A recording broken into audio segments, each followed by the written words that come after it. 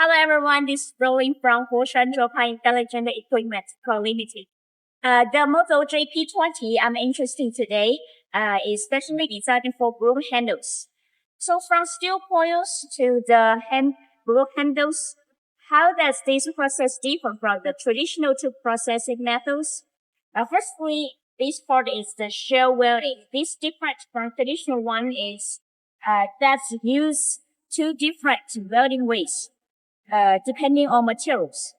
For thin materials, we use spot welding and the TIG welding for thick. For the main welding parts, after we testing both laser welding and the TIG welding, now we use the 100 kilowatt high frequency welding and achieving the speed about 30 meters per minute.